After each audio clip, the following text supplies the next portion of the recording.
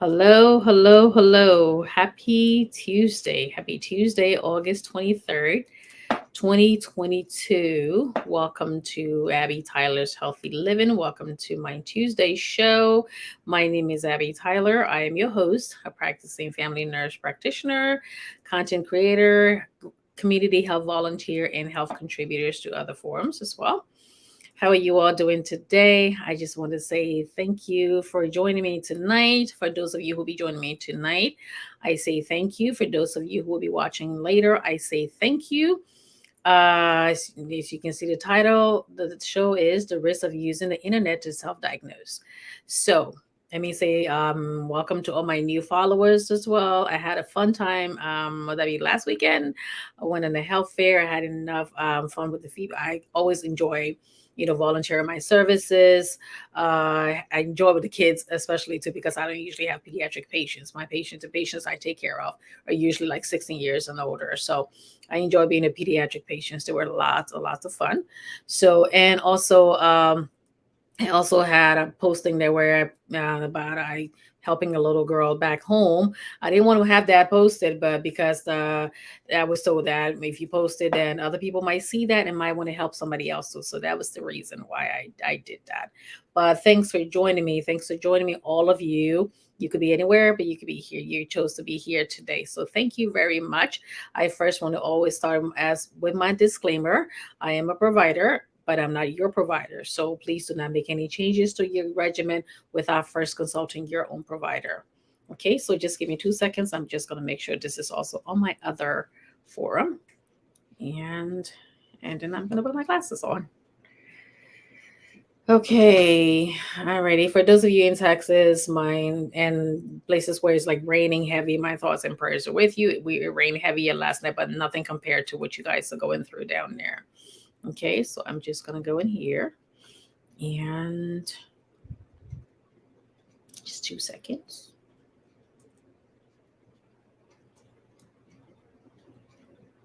Mm-mm-mm-mm. Mm. Okay, and one more.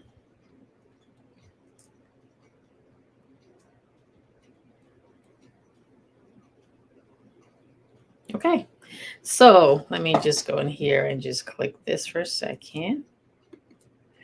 Alrighty. Okay, good evening, good evening, good evening. Okay, so again, let's get back to the title, The Risk of Using the Internet to Self-Diagnose. We live in an age now where you can go on the internet for just about everything, and the internet can be helpful, and that can also be harmful if you use mistakenly, you're not doing it the right way.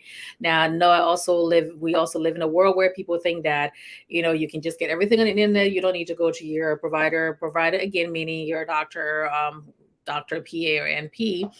And a lot of things on TV. Of course, the internet is very helpful, but just because you see it on the internet does not take the place of you seeing your own family doctor. Okay, because you can get on there and you may not understand the medical jargon, or it may be too detailed, or it can be something where you some people have like a little rash and right away they think they have skin cancer, or you have a little bit of headache and you think you have brain cancer, or you think just everything little. So that's why it's important that you do not get your information from the internet solely. You're supposed to be checking with your doctor. Okay, so let me just go to my notes here, and I give my articles, and then I also put my information about my own practice. I put everything in here, and then I bring it to you guys. And of course, I also give my information from evidence-based practice. That's one of the difference between my forum and other forums that also do healthcare.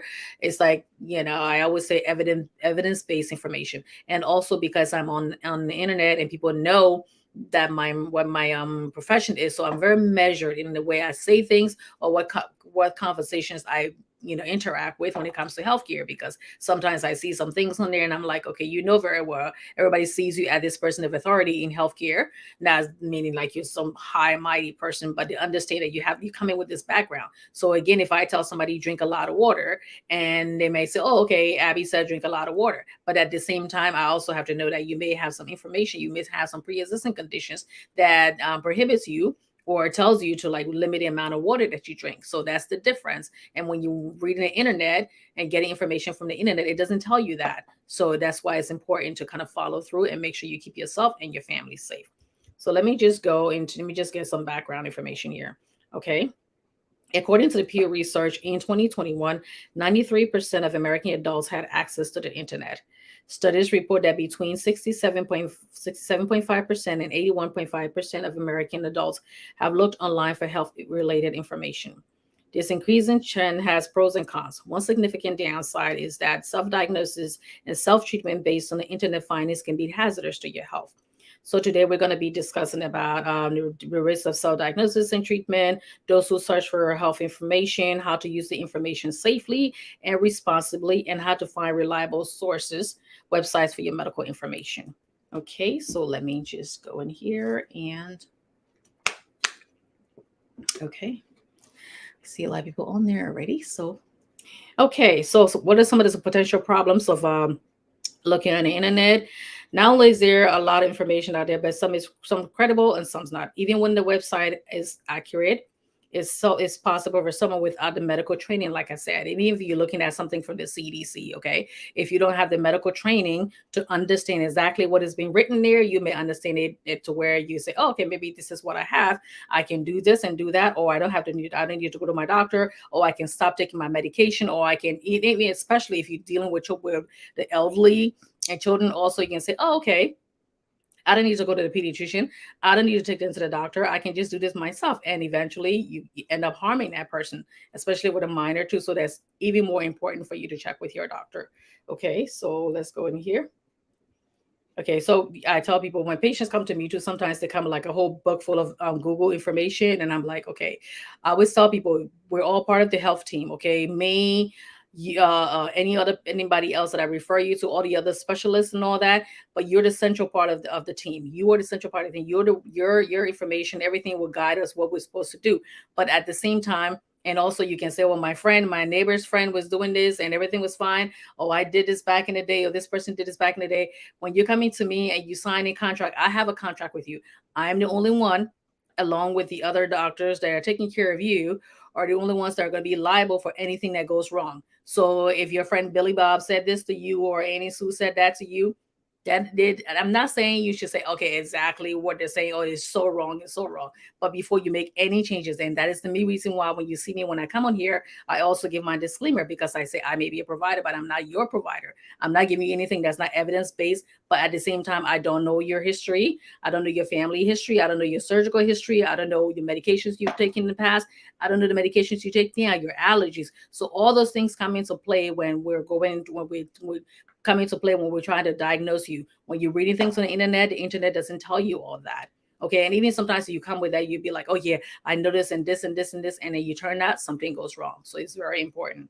Okay. So what's some of the risks what's the risk that happen? So, and also I tell you guys also that some certain diseases, the symptoms mimic the same different diseases. Like you could sit there, you could say, I'm having heartburn. Oh, I'm just having heartburn, so I'll just stay home and have heartburn, indigestion, or maybe I ate something that my stomach's bad or something's going wrong. I'll just take some Tums. Oh, I'll just take some of this, and that would just some antacid, and that would help me. Okay, at the same time, the heartburn you're having all day, when you calling me or you calling your doctor or whatever, saying, okay, how's the pain? Is it going to your jaw? Is it going up, down? How did this start? When did it start? How often does it occur? How are you feeling right now? So many things that we do. We're trained to take like a thorough physical. I did a show on history of present illness. Is the way that we ask the questions to in order to come to a diagnosis and all that. So all those things that we're asking you. So just imagine if you're sitting home and you're thinking you're having indigestion, or like I said, heartburn, or something, sour belly, or whatever we used to call it, and you could be having a heart attack. So without knowing that, you could sit home and basically die. So when you come to us, that's the same thing. If you come to us, we're supposed to miss the reflux, but we're not supposed to miss the heart attack. So all those questions. So you need trained people to do that in order to keep you safe. Okay. So what are some of the risks that goes along with this? Becoming overly certain. You may be convinced about a self-diagnosis and then have trouble believing a different diagnosis from your provider. Like people will come in and be like, oh no, I read the internet, I read this article and it said this and it said that and it said this. There's no way you're going to tell me I don't have this. And sometimes I tell them, no, you don't have this. Okay, we also have differential diagnosis, like I say, okay, we may be saying it could be this, this, and this. And I know some people are saying, well, how come this doctor's telling me it could be this, this, and this? Because again, there are many diseases like the symptoms mimic each other. So we can say this is called differential diagnosis, where we can say, okay, we're going to work with the most serious one, making sure that you're not having a heart attack, that you're not having a stroke, that you're not having any like a blood clot, or you're not having anything that may affect your life and livelihood right away. Like there's not urgent symptoms, emergent symptoms that we have to send you to the emergency room. And then the other ones we can take care of it. But that's based on the history that we're doing. And also we'll do your physical examination. So a lot more goes into going to diagnosis than just reading things off the internet.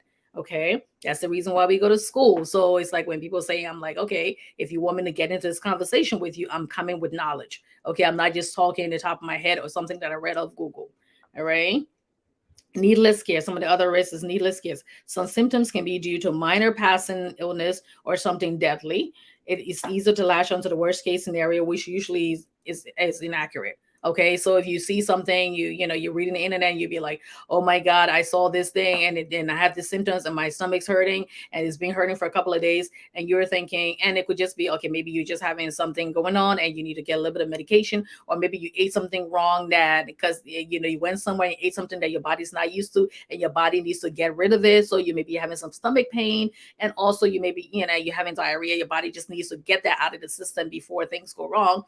And you may be thinking, oh my God, the worst thing, I just know that this is this, I just know this is that, and what is that. And also for females, okay, you having stomach pain or you're having nausea, okay, maybe it's just something that I ate, or maybe it's that. Okay, at the same time, I'm asking you as a female of childbearing age, mainly from like age 9 to 10, because girls can see their period that young. And 9 year or 10 year, anybody like that should not be pregnant anyways, because then you're going through the abuse part. So but anywhere from one time you see your period to at least age 55, first thing I'm going to ask you, you come to the hospital, you come to the office, the first thing I'm going to ask you, is there any chance you may be pregnant? Even if you went to the hospital, is there any chance you may be pregnant? Because we have to rule that out first before we start sending you to go get an x-ray, to get any other testing that may expose you, that may expose any kind of harmful unnecessary radiation to you and the baby. So any kind of medication that may cause a problem, because when you're pregnant, there's so many things, that so many medications that you cannot take, and we have to get the OBGYN involved in all that. So it's important that you say that. So you could be so, it makes you so scared when you read it.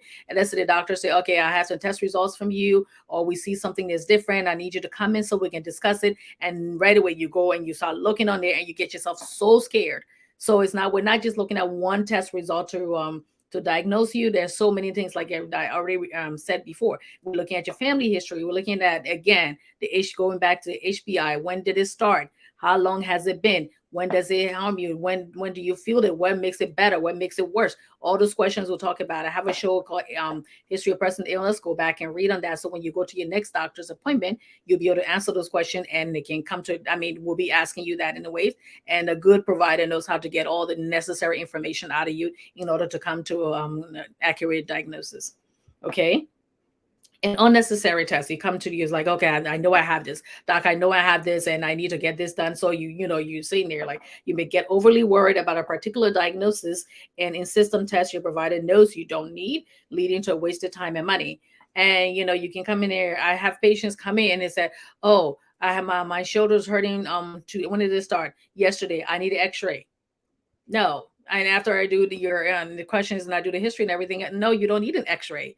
Okay, because people might say that and say, oh, okay, you need that, and you need to I need to go this, and my friend had this, and they need an x-ray, and they had the x-ray, and they found out this was fun, and my brother-in-law, sometimes there's no any genetic relationship with the other person that they're talking about. I said, no, you do not need an x-ray. Why would you need an x-ray for something that just started yesterday? And then sometimes they'll be so demanding, I need an x-ray, or like, oh my God, I hope I need x-ray, because if this doesn't happen, and you send that, then you write the order for the x-ray, and then they'll tell you later on when you see them back couple of months later, and then they tell you, oh, my arm is feeling better after the medication you gave me, and I'm fine now, I didn't need to go for the x-ray. I said, okay, you did need the x-ray. And also then certain tests until they'll be like, oh, I need an MRI. I need an MRI. Now that test is like very expensive also. And if we kind of reserve it after we do all the other tests prior to that. And so the insurance company might say, no, they don't need that. And you're sitting there thinking, oh, I need that. And the insurance company, and then you have to, sometimes they'll tell you, no, they'll deny it because they want you to try so many different things before. And sometimes, again, like I said in the past, that they may say, okay, let your provider call me, call their doctor, and we'll have a peer-to-peer, conversation. So I get on the phone with the insurance company doctors, and I have to go through this whole thing on why this patient needs this. But because of that, that's the reason why. And they may still say no because they want you to do everything else. Now, is it always fair? No, but at the same time, because you already have in your brain, that's what you have. So of course, we go through this just to tell you that you didn't need it. Even when you need it eventually, if the symptoms continue, and we've done so many other tests, and you've had so many medications or other treatments, and it hasn't worked, yes, then eventually we may go to that point. But we're not going to expose you to things that you don't need to do pride just because you read something on the internet, or somebody, your brother, friend's cousin, or your barber, or this person told you stuff like that. So we have to go through all the different steps in order to get to that. Again, that's the reason why we went to school. Okay.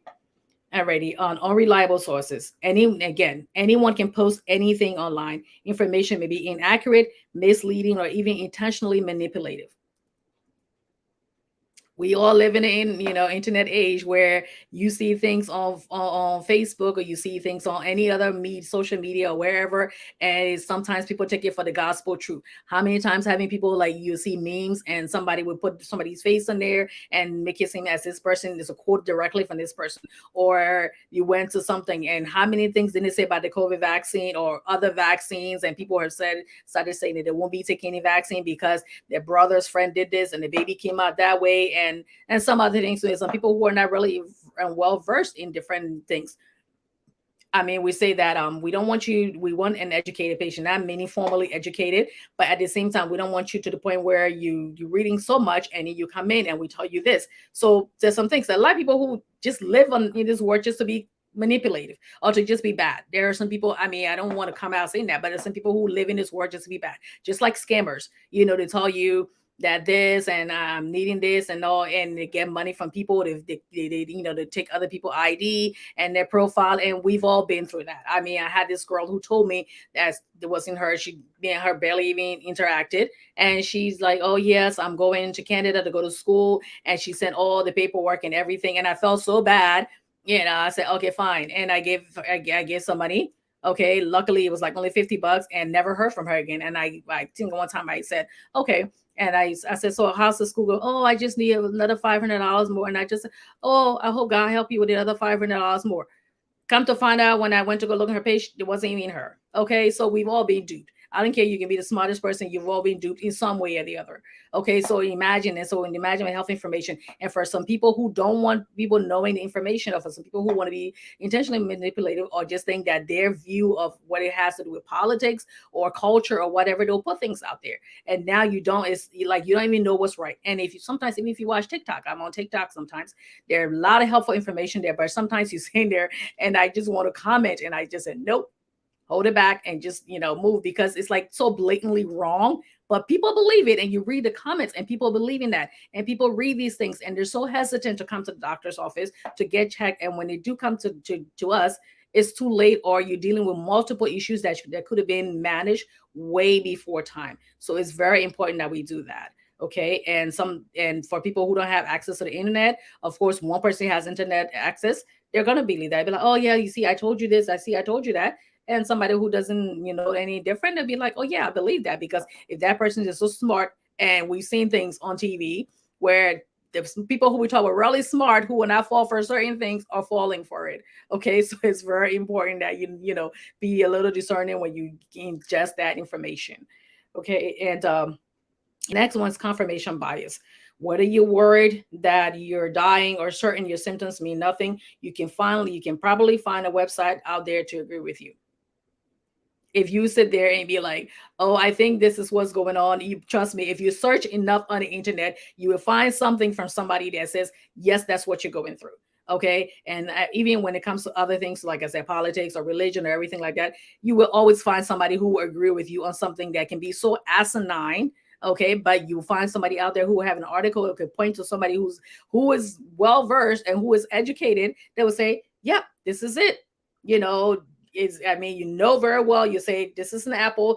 Everybody knows this is an apple, and that person. But you saying somebody told you that was a banana way back, and you look in there, you Google enough, you will find somebody who will tell you that thing that you're looking at is a banana. Okay, so that's what it is. Confirmation bias.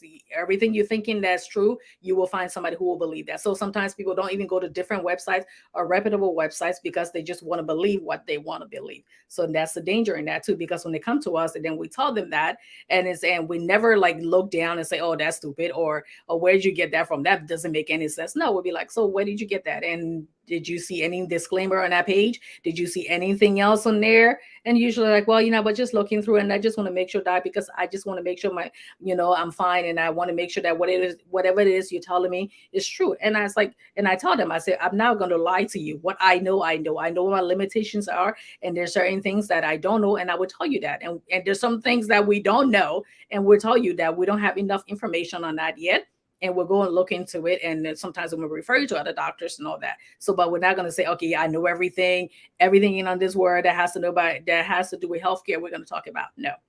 Okay. So I told you, and the dangerous treatments. Excuse me 1 second.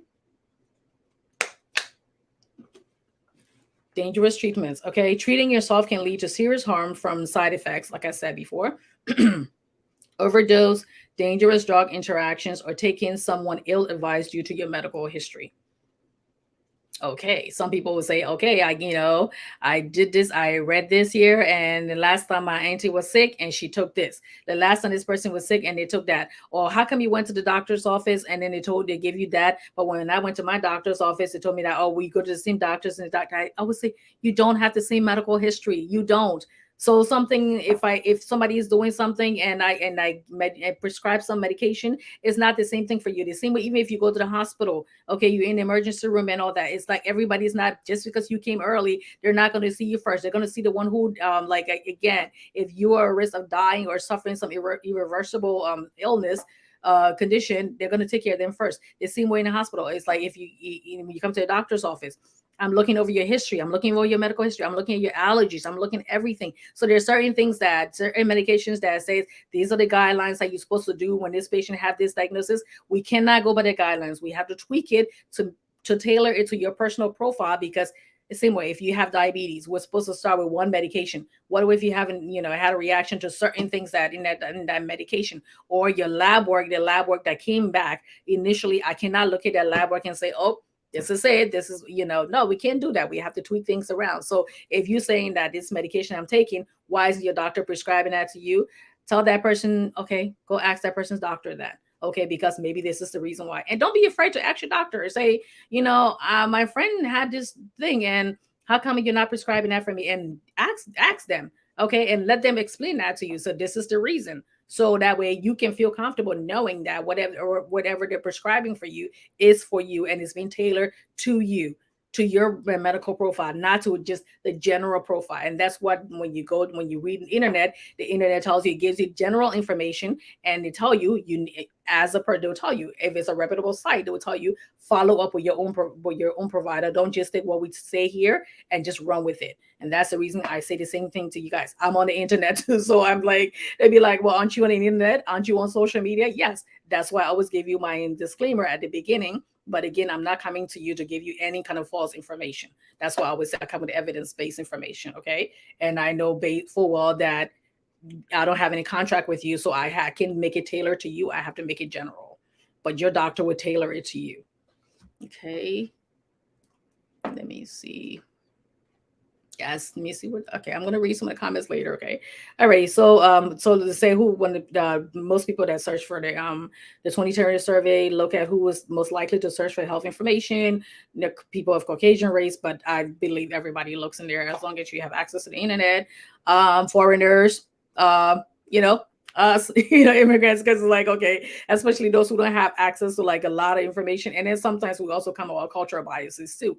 Let me look in there because that doctor don't know what he's talking about. She don't know what she's talking about. Or he doesn't know what he's talking about. So I'm going to look in there and see some more. And what comes our old wives' tale too. We have old wives' tale in America as well. But it's like, okay, what are you going to tell me to rub on me? From the time I was little, and if I was sick, my mother rubbed me down with Vicks. It was in my nose, in my ears, every part of my body. Now you're telling me that I have, and I tell people, if you have pneumonia, you can rub Vicks on for now till like next year. You still have to get an antibiotic if you have pneumonia. You're not going to sit there and the Vicks is not going to take the pneumonia away. Okay, but of course, when when you don't have too many primary care doctors and everything, of course you're going to do that. And there's nothing wrong with rubbing Vicks. That's just part of the treatment. Okay, but if you have something going on in your lungs, you need the medications that's going to take care of your lungs. So of course we're going to be checking. Women, we usually check too because of course we like to look at stuff. People who are unemployed, because it's like, okay, if I look and I have access to this, I can just go get myself treated. All right. College educated, I think non-educated, college educated people look too, because most of the ones that won't come and me and tell me this is what I saw on the internet. People between the ages of 35 and 64, sometimes I don't believe that. No, I don't believe that, but it's more than that now. And people who are making some good money, also people who are not making good money, because again, like I said, people might want to check to make sure things like that. And also, teenagers do that a lot, because there was a story that came out last year on ABC that teenagers were going on and diagnosing and thinking they had some psych issues. Because when you look at some of these psych profiles on the internet, I mean, you walk away and you're like, oh yeah, I definitely have bipolar. I definitely have schizophrenia. I definitely have that. I definitely, and that's not how you diagnose this, but you see it and you read all those questions, and people who are like maybe well-intentioned might put something on there, and then they tell you, go ahead and check with your doctor. But if for mental health, nobody wants to tell anybody else that they have any issues with mental health, so they may not want to do that, and they may be too afraid to tell anybody because, oh my God, I'm having these feelings or I'm having these thoughts. If I go there, they're going to tell me I have this disease because I read it on the internet, and that can be very detrimental to the health too, because it may be true and it may not be true. And once somebody puts something in your head, or you read something in your head, like they tell you, be very careful who you give audience to. Be very careful who you give audience to. Okay, because once you have that in your head that, oh, this is who you are, it's like growing up. They tell you, oh, you're stupid, you're stupid, you're stupid. Eventually, you're going to think you're stupid when you grow up, and people say, oh, no, you're very smart. They'll be like, no, because you're being ingrained in your head that you're stupid. So you're going to believe that. So when you're reading something on the internet as a young teenager who's very impressionable, of course they're gonna say, "Oh, my mother was saying something, and I guess maybe this is what's going to be because I can't remember certain things. I didn't do the chores, so this is the reason. But maybe I am stupid, or maybe I am crazy." And then they start doing things and start acting the way to, behaving as if they are, whatever it is that they're reading. So it's very important. Also, talk with your kids more often too when you see them on the internet. What is it that you're talking about? What did you find out? And can we discuss it? Okay, always have that open dialogue with your kids, and be receptive. Don't be judgmental. Don't Sometimes, of course, as immigrant parents, we come with our own biases, also with our own children. Our upbringing is not something there's so much biases, but our upbringing, you have to kind of bend a little bit. Be flexible. Not saying that, oh yeah, these American kids, no, no, no. Your kids are being raised here. They're being exposed to everything here. Okay, so sometimes you have to be flexible with the way that you talk to them and the way how you discuss certain things with them. Is that important? Is that important? Okay. So, and also with people with depression too, like again with mental illness, they tend to look up things because, and they may not want to bring it up to the doctors because it's like, oh yeah, I know that's what I have, so I'm not going to bring it up, and I don't want to be labeled. Okay. So only use online. The reason you can use it professionally, okay, responsibly. Sorry, you can use it to learn more about a diagnosis that your provider has discussed with you. So if I tell you you have let's say Lyme disease, and I give you also have patient information about the disease, that we break it down that the patient can understand. We don't dumb it down, we just break it down the patient can understand. Because if I went to like to a nuclear physicist and he or she was explaining something to me, I'll be sitting there going, uh-huh, okay, I mean, understand something, but if you break it down to where I can understand it, yes, I would know what to do. So of course we have different information. I told patients, I said, we have our portal system, we have all the information, and for patient is geared toward the patient understanding of this stuff. And if you have any questions, you can always ask. Okay. And then when you go on the internet, look it up and say, okay, and then when you come back, you can say, doc, I read this and I saw this. So can we just discuss this? And of course, like again, if you go to your doctor, you have 15 minutes to 20 minutes. And also make sure when you make that appointment, You telling them why you go in there, because you only have a certain amount of time to be there. They're not going to rush her through you, but sometimes when you have so many other patients before you or after you, they have to make time for those other people too. So let them know why you're coming in. Okay. The medication point towards treatments. You may want to discuss with your provider, find support system for other people with the same chronic conditions, because there's so many, heart disease survivors, heart attack survivors, stroke survivors. There's so many different groups out there that you can get information from. So it's a good reason to look on the internet. It's up there. It's not just all bad. Okay. Alrighty. And let me go to here. So I'm just here. So just make sure. So how do you know they're reputable sites? Okay. So among the most things, so a little knowledge can help you weed out the ones. So when you go to reputable site, look on like for government agencies such as the National Institute of Health, the NIH. You want to go for a Centers for Disease Control and Prevention, which is the CDC, the Food and Drug Administration, respected medical centers, university medical schools, and medical organizations such as the American College of Rheumatology. There's so many things, American College of the Obstetric and Gynecology, pediatric sites, and all. And but most of the time, like, they have a lot of information there too. So again, you get that and you say, this is interesting. I'm going to take this to my doctor and ask them, what do you think about this? What do you, because patient asked me that. So what do you think about that? I saw this here. What do you think about that? And then we can discuss it. So you're not just taking it and just putting it and saying, okay, well, I got this from the NIH. I got this from the CDC. They will tell you to check with your doctor. Okay.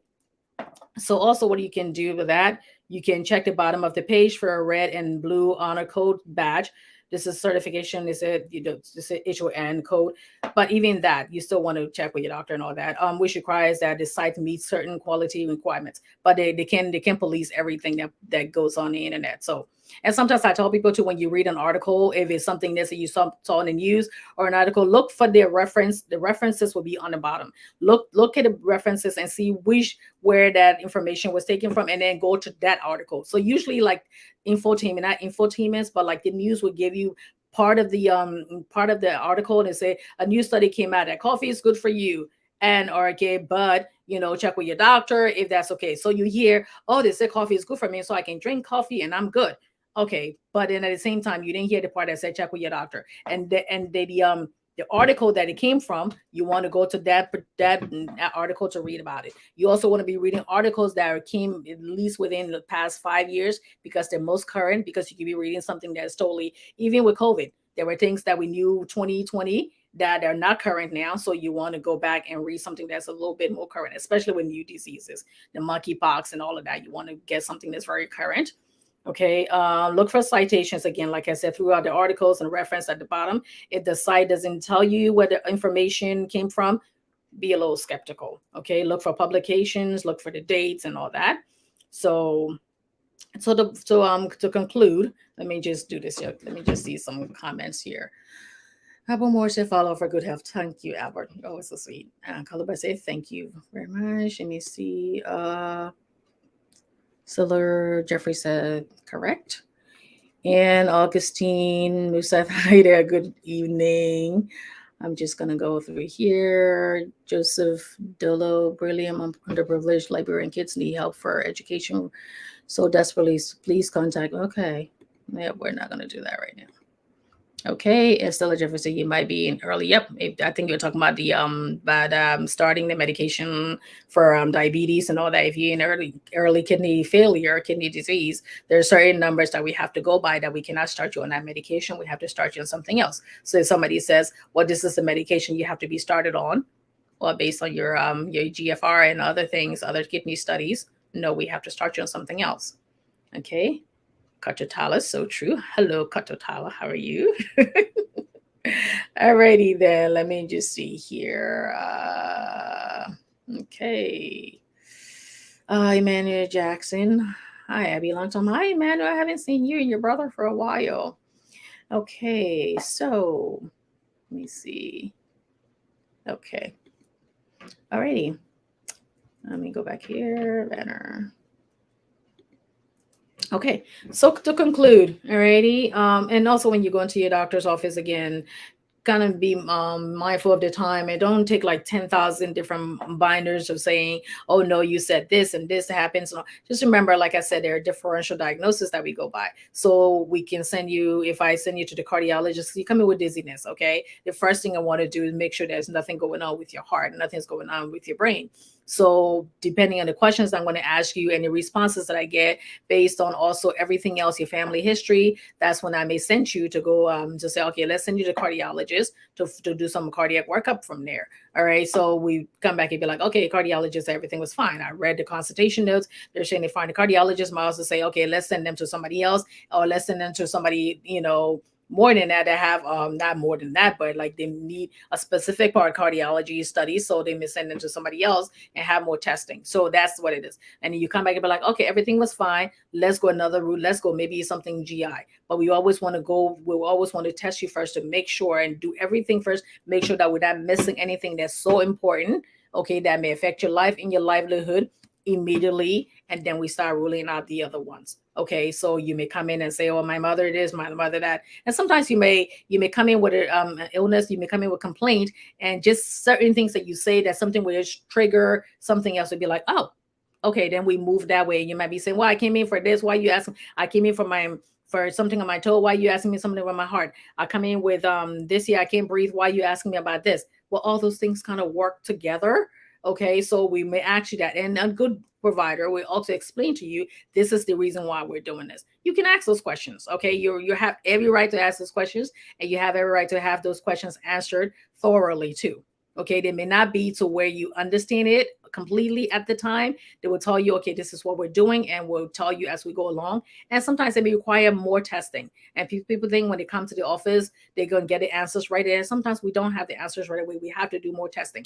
I can do, like, again, I get your history, we'll do the physical, but I need objective information, meaning testing, lab work, or imaging, like just CAT scan or chest X-ray or ultrasound, other things that can say this is exactly what's happening. And sometimes it doesn't also tell you that. So we don't just look at one test. We'll look at everything. We put all of it together, and then we may come out with a final diagnosis and a treatment plan specifically for you.